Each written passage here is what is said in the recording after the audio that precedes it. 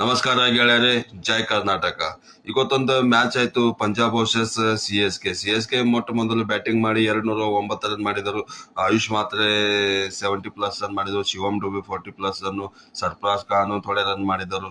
ಅದರ ನಂತರ ಇವ್ರು ಟೋಟಲ್ ಸ್ಕೋರ್ ಆಗಿ 209 ರನ್ ಆಯ್ತು. ಅದರ ನಂತರ ಪಂಜಾಬ್ದವ್ರು ಬ್ಯಾಟಿಂಗ್ ಮಾಡಿ 210 ರನ್ ಮಾಡಿದರು. ಅವ್ರದ್ದು ಟಾಪ್ ಆರ್ಡರ್ ಚೆನ್ನಾಗಿತ್ತು, ಮತ್ತ ಮಿಡಲ್ ಆರ್ಡರ್ ಬಿ ಬೆಸ್ಟ್ ಬ್ಯಾಟಿಂಗ್ ಇತ್ತು. ಅದಂತ ಶ್ರೇಯಸ್ ಅಯ್ಯರ್ ಕ್ಯಾಪ್ಟನ್ ಎಕ್ದಮ್ ಕೂಲ್ ಮೈಂಡ್ ಮ್ಯಾಚ್ ಆಡಿದ್ದಾರೆ, 50 ರನ್ ಮಾಡಿದ್ದಾರೆ.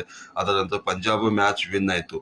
ನಂದು ಹೇಳೋದ್ ಮಟ್ಟಿಗೆ ಅಂದ್ರೆ ಚೆನ್ನೈ ಸೂಪರ್ ಕಿಂಗ್ 2 ಮ್ಯಾಚ್ ಆಡಿದರು, 2 ಮ್ಯಾಚ್ ಸೋತ್ಬಿಟ್ರು. ಮೊದಲನೇ ಮ್ಯಾಚ್ ರಾಜಸ್ಥಾನ್ ವಿರೋಧ ಆಗಿತ್ತು, ಎರಡನೇ ಮ್ಯಾಚ್ ಪಂಜಾಬ್ ವಿರೋಧ ಆಗಿತ್ತು, 2 ಮ್ಯಾಚ್ ಸೋತ್ ಬಿಟ್ಟಿದ್ದಾರೆ.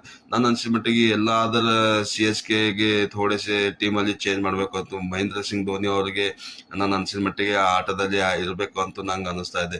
ಗೆಳೆಯರೆ, ಸಿ.ಎಸ್.ಕೆ ಫ್ಯಾನ್ಸ್ ಎಷ್ಟು ಮಂದಿ ಇದ್ದೀರಿ ಇವತ್ತು ನೀವೇ ನಂಗೆ ಕಮೆಂಟ್ ಮಾಡಿ ಹೇಳಿ. MS ಧೋನಿ ಟೀಮ್ ಅಲ್ಲಿ